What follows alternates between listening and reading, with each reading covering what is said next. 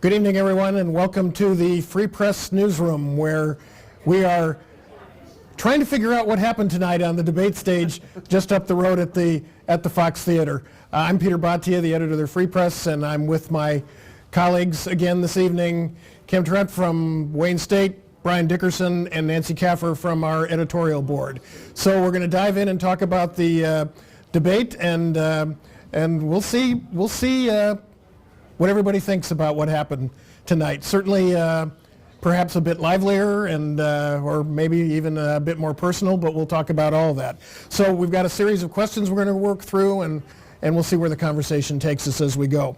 So let's start the same place we did last night. What's your headline on tonight's debate? Mine is candidates and audience feisty in second debate. Brian? I said that people who can't win the nomination gang up on people who can. Most voters aren't paying attention yet. Well, those are all true, and so as we think through that, more personal tonight. The vice president took a lot of grief. Some others did too. Who won tonight? Was there a clear winner or clear winners? I don't think it was that clear tonight. I think that if we had asked that question last night, I would have said that Senator Warren was very clearly the winner. She articulates her stuff really well. She's engaging. This one wasn't quite so clear. I had been thinking that I would say Senator Harris right up until the end, and then Cory Booker's closing statements really he had a strong night too, and in his closing statements I feel like he really kind of took the I thought he came out looking the best. I can't imagine that many viewers were still hanging in for the closing statement. I thought it's hard to say anybody emerged as a clear winner. Joe Biden and Kamala Harris both took a lot of punches, and they were still standing at the end of the night, and neither of them was, I think, badly damaged. So I think that's a big plus for them. We can talk about breakouts later, but I thought Kristen Gillibrand had an awfully good night. This is probably one of the hardest questions I had to answer, because I don't think that there was a clear winner, although I do think that I'm almost exactly where Nancy was. I kind of thought Harris all the way until the end, and I thought, I thought that Cory Booker definitely had the breakout night, but I almost think if I had to kind of assign someone first place, I think I might put him there. Okay, and arguably he needed it as much as anybody did tonight, because he's trailing. I'd like to add, I think the party might have been a loser tonight compared to last night, especially. Last night, it seemed like the people on stage sort of liked each other, sort of got along, and I felt some real enmity creeping into some of the exchanges tonight. Whenever somebody said, "With all respect to my learned colleagues," which is code for you dummies. And, so who lost? Was there somebody who you just said, "Oh man, their message fell flat"? I don't necessarily think that anyone really lost, but I would have to say that while Joe Biden didn't do horribly, I think that one of the problems that he has as a candidate that he's going to have to correct if he ends up being the general election nominee, he's going to have to correct this. He seems to be very uncomfortable with having his record kind of examined. He seems to kind of almost wince whenever someone talks about something that he said in the past or he did in the past. He seems almost indignant, and he's going to have to fix that. He has to fix that idea that, and for one thing, he said something like, well, that happened a long time ago. Well, it's still part of your record, so you've got to be able to, defend your record without seeming defensive. No, you. Okay. We're very congenial in this. That's right. We all like each other as compared to some candidates we know. There's losing ground and not being so strong as you were the night before, but for a lot of candidates on this stage who are hovering near the 1% or below the 2% mark that is going to determine whether they're part of the next debate. This is a make or break moment, and I think Senator Bennett, Congresswoman Gabbard, maybe Bill de Blasio are not coming back for the next round. So even if they scored points tonight, I think maybe we've seen the last of them on the debate stage. Yeah, I would agree with that. I think that the sort of bottom of the pack folks who really needed a jump forward, I would say that they're probably the losers here. Was it just me, or did de Blasio seem like he was shouting all night? Yeah, no, I think he was, and that's not. I don't know. Bernie Sanders shouts a lot. That's and people true. seem Bernie to was like shouting it, all so last night. So maybe it's a winning strategy. We'll see. Yeah. Well, let's focus in on arguably the two most prominent candidates on the vice president and on Senator Harris. What was the language you used, Nancy? Ranking Biden on a scale of quote unquote, could he be a viable consensus candidate to, oh, Joe. So he didn't do any of his famous gaffes or anything where he really dramatically messed up, but he's not turning in the strong performance that he should be. I mean, he's, as Kim said, he's not comfortable talking about his record, and like Anita Hill has not come up yet, and that's going to be a big thing. The downside to having a decades-long career in politics that has accomplishments you could point to is that you have a decades-long career in politics, and people are going to ask you to own or defend positions that you took when those positions were popular, but they aren't now, or when they were unpopular, as in some of us have been, and they aren't now. He needs to. You know, this idea that he was going to be that he's the obvious guy who can beat Trump. I mean, he's polling really well right now, but we haven't seen him run the kind of campaign in the past that would suggest he's this shoo-in, and I don't know that he's showing us that yet. So I'm ranking him a solid kind of like, okay, Joe. Like, he didn't mess up, but like, why is he the front runner if he's not showing us that? Why do you think, because I think this is really interesting, why do you think that, you know, for example, on the Gulf War vote tonight, he said, well, I was snookered. And, they lied to us, basically. So he pushed that off on W. And he didn't handle he tried to, I think the Hyde Amendment question is probably lost on most voters, but, because this is what we do, we understand the implications of that, public funding for abortion, et cetera. And he tried to sort of answer that, but he didn't. And he still hasn't answered really the busing question. And, okay, that's really going back in history, but. He's kind of mastered the art of sort of shaking his head, like, as though he's sort of disgusted and sort of seeming to like mouth the words, that's not true, like, or some sort of like, but then when it comes to actually having to speak, he doesn't have a real good defense. But I thought that one of the more kind of frustrating exchanges tonight was when Senator Gillibrand asked him about his statement that working women were going to contribute to kind of the unraveling of the fabric of the American family, or whatever, something along those lines.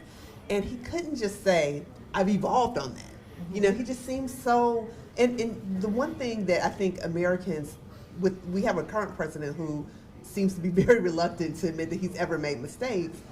I don't think we want to see people who just double down on things that are clearly just not in sync with where we are in 2019. Why not just say, that's what I thought in 1973. Now I recognize that working women certainly have a right to have careers and should be paid. I don't understand. It just seemed odd to me. Yeah. A strange generational thing that I noticed is when the people the moderators ask Biden to stop, he stops on a dime. That's true. Nobody else does that. I think that's a generational thing. He grew up, when the person running the show tells you to shut up, you obey. And everybody else has come after him in politics, and they want to be seen as aggressive and authoritative, and they keep charging. So it sometimes makes him look weak, and he has this odd gesture that looks like somebody trying to get a waiter's attention sometimes. Yeah. Check, please. Yes. I think that, as you just said, people in this room and people on Twitter will say that stopping on the dime like that makes them look weak. I'm really interested, or not as forceful in conveying his point, I'm really interested in how that's going to play with regular people, particularly as there's a lot of voters are of that older generation. Is when this gets out to a bigger audience, is it going to seem respectful and like a guy who's going to restore this kind of civility that people are so keen on, as opposed to the way it seems to us and other sort of political junkies that it's the wrong play. I have a feeling it might actually be the right play for the voters he's trying to reach. I'll be interested in what your mom says about that. Oh, I don't think my mom's a fan. So, I'm sorry, I got us off the point. Viable consensus candidate or, Joe? What do you think, Brian? Oh, I think he's definitely still standing. Yeah.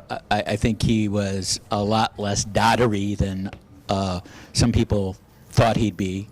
I think that although he's a little bit surprised to find himself defending Barack Obama from attacks from the left, that, in the end, he's willing to do that all day long. If that's the worst they can throw at him, is that you didn't stiffen Obama's spine enough against deportation. I think he'll be happy to do that. What do you think? I don't think that he did real harm to the idea of him being a consistent candidate.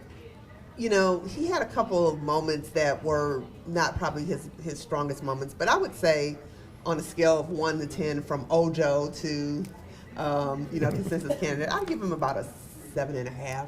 Okay. I don't think I think Certainly better than the first performance. Absolutely. Yeah. All right, let's talk about Senator Harris. She was the breakout candidate from the first go-around, the Miami debates. Did she help or hurt herself tonight? I don't think there was an exchange with the same kind of emotional weight as the busing exchange, but she did, I think, people have clearly decided that she's someone they need to come for. She rebuffed the attacks. She makes her points forcefully. She's got a great vocal control. I mean, the way that she's able to, her voice gets deeper and lower and more resonant when she's really going in on someone, which I think is a prosecutor's trick. It is really a great asset to her. I mean, she consistently comes off as looking competent and she knows what she's doing.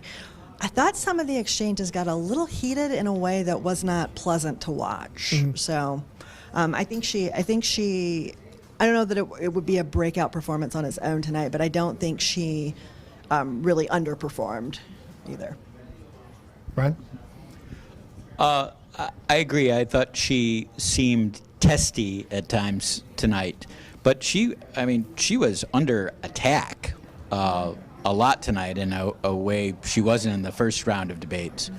And again, I thought she took a lot of punches and was still standing. She did not lose her composure at any point. She never sounds shrill. You're astute to point out the way she modulates her voice when she's angry. You almost had to lean in and listen sometimes, which was effective. I think what she had working for her too, also in the first debate, was that the element of surprise. I think everyone was kind of caught by surprise that she was so forceful with Joe Biden. Clearly she had a game plan. She went into it very much like a prosecutor. She did her homework, and she came in and hit him hard in a way that clearly he was not prepared for. And I think that everyone kind of upped their game for this one, and so there was not that one kind of knockout punch moment that she had, like she had the first time. But I don't think, because she was the target this time, because she was the kind of breakout star from the last time, I think she defended herself pretty well. She was clearly targeted by some of the candidates who haven't gotten as much attention as she has. I think she did a credible job. I want to go off script, if you don't mind, Brian, for just a moment. Both debates began with long segments on health care. I found them totally unhelpful because they're arguing over details of Medicare for All, whose plan does this, whose plan does that. And for the average, I think there were 8 million, whatever it was, viewers last night, and probably about the same tonight. I have to imagine most people are just glazing over at this point. The whole you're going to take away people's health care. And last night, union contracts came up in the conversation, not so much tonight. But is it just me, or is it the whole thing mind-boggling at this point? You know what, I did a panel discussion earlier today with a group of black women, and the one consensus opinion that everyone had was that them being in Detroit was sort of a wasted opportunity, I think. And I mean, a lot of the, I think, blame falls on the moderators and the panel who were asking the questions. You know, to spend 45 minutes yesterday and as much time as they spent today talking about, as you said, healthcare, which is, of course, a very important issue, but you're in Detroit where you have issues with housing and you have issues with, you know, education, and you know those things were talked about at the edges and at the margins. But why would you spend a second night? I mean, I understand that you have two different groups of people, but I don't think it went over very well the first night. So I was surprised that they still spent so much time talking about healthcare, you know, in Detroit where there's so many, you know, issues about employment and those things. People thought it was a wasted opportunity. Let's talk more about poverty and race, for Right, example. absolutely. Yeah. The conversation, anytime Medicare for All comes up, it falls into you're for it or you're against it, and you oppose universal health care is kind of the connotation tied to that. And I don't think that's true. I think you can be for universal health care and still have a lot of questions about Medicare for All, and you'll all be excited to know that coming soon to the free.com opinion page, you will be able to read a column about the big questions candidates need to answer about Medicare for All. The most, one of the oddest things I heard tonight, and you can help me remember who suggested this, but somebody's going to keep pharmaceutical companies and insurance companies away from the table the next time they sit down to discuss the future of healthcare. I want to know how that's going to happen. The two biggest lobbies in the two lobbies that own both houses of Congress. Right. Not to mention own the patents on all the drugs that we take.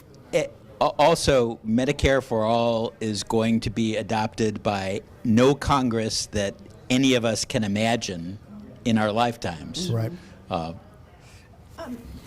One thing that I think is kind of incumbent on maybe us to start talking about a little more is that when you look at counties in our state, the percentage of people who are on Medicaid and Medicare in most counties is pretty significant when you put those two things together.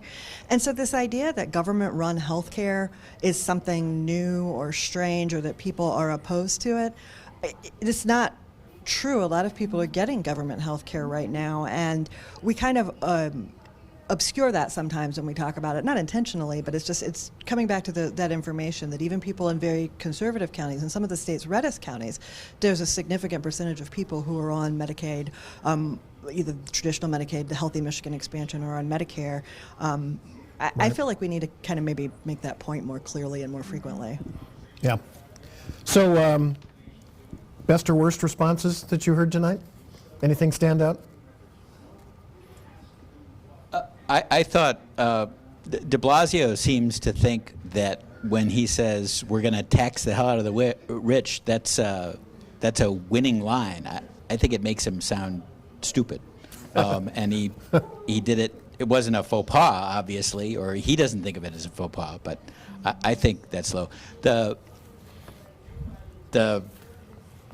strangest moment, I think, was when Biden inadvertently called Cory Booker President Booker and then corrected himself. He said he meant to say future President Booker. but that was kind of quintessential Biden, too. Yes. There was something endearing about it. Yeah. Well, also, I mean, weird when Biden said go to Joe 30330, which is maybe a sort of a technology gap there, because my understanding is that that's a number you would text if you wanted to make a contribution, but you don't really go to a text. Oh wait, we're talking about best and worst, and I've moved on to weirdest. This was weird. I'll go to best and That's worst. fine. Best, worst, weirdest, it all works. It reminded me of several years ago covering a local election for a candidate who I won't name, who's an older person. He said, we've got the Twitters, we've got, you know, it's sometimes when older people talk about technology, you're like, huh. So, you know, go to Joe 3033. Whatever it was, yeah. I guess. Yeah. But yeah, I thought Biden worst response. I thought when he said that was a long time ago. I feel like that's a line that's going to dog him similarly to his "my time is up" in the last debate. It's he keeps kind of spitting out these lines that are just like sort of tailor-made for nasty memes. Yeah. He probably doesn't know what memes are. Right. So any other weird lines or great moments, weak moments that struck you? Well, to me, one moment that I liked, and I think it was Senator Bennett, and I didn't really write it down too carefully because I remember it being a candidate I didn't think was a top tier candidate, but I thought it was a top tier kind of thought was, just this idea where he tied together the impact of policy decisions on racial disparities. I'm pretty sure it was Bennett who talked about, I think so. Yeah, about education and how, you can't just think of these things in a vacuum. They were created by bad policy, and that's the president's role. When we talk about race isn't just this group doesn't like this group. It's, okay, what is the government doing to make sure that everyone has an opportunity? And I think that he did a, really kind of admirable job of kind of crystallizing how it's not just about liking other people or disliking, it's about how those policies are put in place to make sure everybody has a shot. So I thought that was really effective from a candidate who we probably won't see again. So. Yeah. I also want to mention I will never see a bottle of Clorox again without thinking of Kristen Gillibrand wiping down the Oval Office. Yeah. That was. By the way, whoever gets to office needs to do that. Yeah. In fact, we should just send, vats of Clorox in Washington, D.C. That's right. That'll be a video in to January watch 2000. when it happens. Yeah, if it happens. So, who's done? Who needs to drop out tomorrow? I think that it's so important that Inslee is talking about climate change, and I agree with him that it is the issue, or certainly top two issues of our generation. If probably, well, since we do want to survive on this planet, probably number one. But I don't see him really connecting on any other issue. I think that he's so singularly focused on that issue, which is, again, extremely important. But I think he has to show that he can pivot to other things, and I don't think that he's done that effectively. So while I think the issue should continue to be debated, I don't know that he is the best candidate to carry the ball. I've got an easy one. It's been 130 some years since a member of the House of Representatives became president, and Representative Gabbard is not going to be the next one. She's done. She's doesn't distinguish herself from the other people on the stage in any way. She's not the most. She's not the freshest. She's not the most imaginative. She's certainly not the most experienced, and it's time, I think. Even though she's been running commercials during the debates. Yes. Nancy? But did you know that she was a veteran, though? She did have that thing with the nukes, though, which was kind of like that was scary. There's no shelter. There's nowhere to. Yeah, that was I agree with you about Inslee. It's got to be so frustrating to be Inslee. You're talking about the most important issue. He's not wrong. This is the ball game. Nothing else matters if we don't solve climate change. We know what the timeline is, and we're just not really going to do it because it's sort of like either too big or too hard, or it's going to require too much change to our lifestyles. And it has to be so he's the little Dutch boy with his finger in the dike going, guys, which may be literally because we're talking about climate change. Yep. And that's just got to be, I like the way he's shaping the conversation, but I don't know that he has a real path forward. I don't think Bennett has a path forward. I don't think Gabbard has a path forward. I know y'all maybe have a better opinion of Yang than I do, but he makes some really interesting comments, and I think he makes the conversation a little more interesting, but yeah, he doesn't really have a Well, path let's to talk victory. about Yang and Castro and Senator Gillibrand, who are sort of, you get, if we think Booker was potentially a breakout tonight and moves into the Biden-Harris stratosphere, those are three who have, I hear you on Yang. On the other hand, a lot of the, I was personally surprised, but a lot of the media coverage, CNN gave her like half an hour today. Marianne Williamson was the breakout star last night, to some degree at least. Republicans contributing to her candidacy or whatever the case might be. Yang was better tonight, I thought, and other than his, we all want our $1,000, but what did he call it? The freedom dividend? Is that what he called it?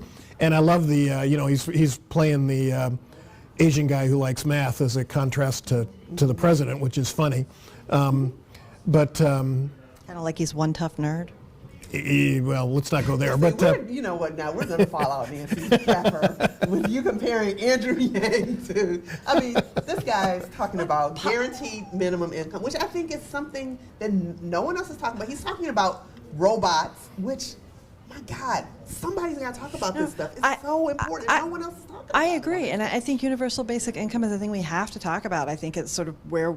I don't know what else we're moving toward as we continue to automate everything, if it's not that. Yeah. It's just sort of the same vibe. I'm not saying he has the same policy ideas, but I like the way that, well, the whole, I'm just a math guy, I'm just but I also like the way he talks about the uncompensated labor of women that enables so much of our society, that the labor his wife performs is essentially invisible and valueless because it doesn't get monetary compensation. I mean, I like the way he's pushing the conversation.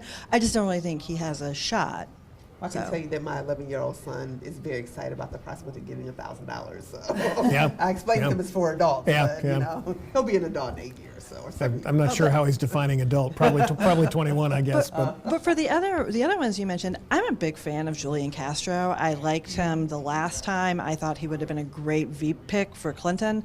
I think it might have turned out differently if she had chosen him. He continues to turn in these really competent, thoughtful performances, and I also don't see him really becoming a front runner. I think, again, maybe a great vice president choice. And I really like Gillibrand. She's not super popular. A lot of people think she's pushy and strident and whatever. I like pushy, strident women, and she's got this kind of Leslie Knope energy that I find very appealing. So I thought she did really well tonight, and she got a little more time than she had. And when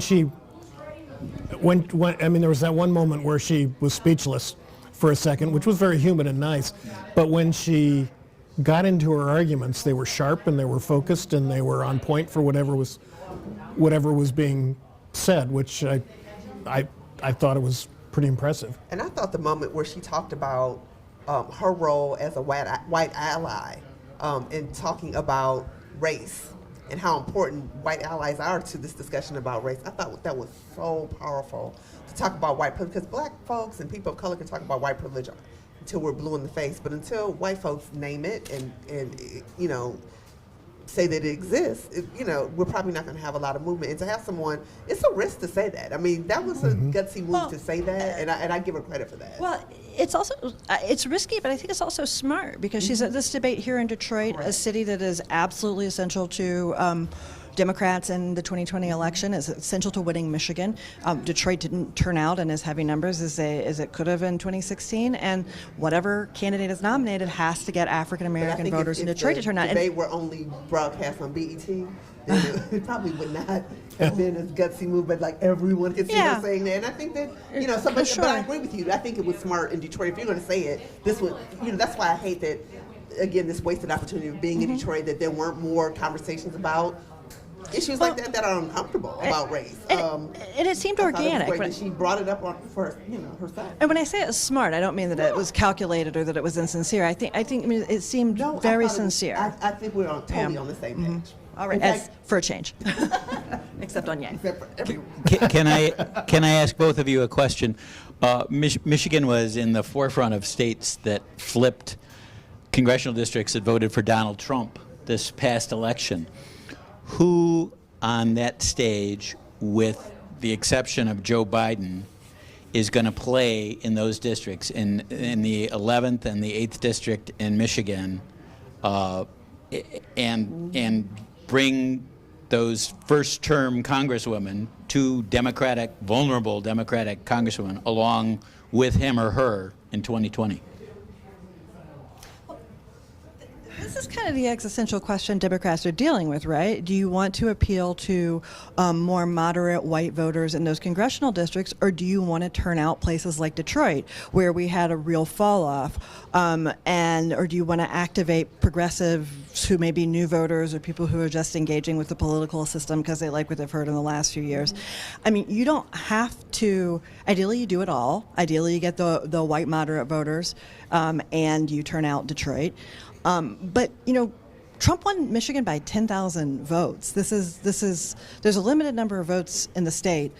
You have certain places you can go to get them. Now, the fate of those congresswomen is a separate question in terms of who the nominee is. But if you're simply talking about winning Michigan, there's two routes to that. One is the white working class white moderates, and the other one is African American voters, progressives. This is the whole contest we're seeing right now between Warren and Sanders and Biden and Klobuchar and other people who want to be the consensus any candidates. White moderate who's still in play for Donald Trump is not a moderate. You're not a moderate if you're someone who could even countenance voting for this guy. You have decided that your probably allegiance to whatever your race is more powerful than whatever political message is out there. So I don't think that, I think that it's a losing strategy for us to, although I understand your question is a different question. Your question is, how do you protect these, freshman congresswomen, or how do you have someone who's palatable so that those folks don't just completely abandon? But at the same time, the strategy that I think works best and is probably most palatable for our path to victory is definitely turning out those 10,000 votes in Detroit that we lost between 2012 and 2016. There's just no reason why we can't recapture those votes, particularly given who's sitting in the White House right now. All right, Brian, you want the last word before we adjourn? Well, I wanted to reiterate that although this process looks a lot like the NCAA tournament, it's not really arranged that way. There's no guarantee that there's going to be a winner from the group of people we saw last night and a winner from the group of people we saw tonight, and there's going to be a playoff between them. We might, none of the people on the stage last night might factor in January. A lot of the people on the stage tonight might kill each other off by January. So it's still hard to know how this field of 20 is going to break down. Yeah. As Speaker Pelosi said to us the other day when she visited, she'd like to see it down in single digits by end of the year, wasn't it, that she said? Yeah. Yeah. So we'll wrap it up with that. The debates in Detroit are over. The 600 people that CNN brought into town will be leaving Detroit tomorrow. We all get our city back, and we can enjoy the rest of the summer. So thank you for watching this evening. I hope this was insightful and helpful. And as Brian observed, it's a long way, 16 months or so. Tomorrow's August, 16 months or so until this all gets sorted out. It's going to be a long road. Thanks for watching.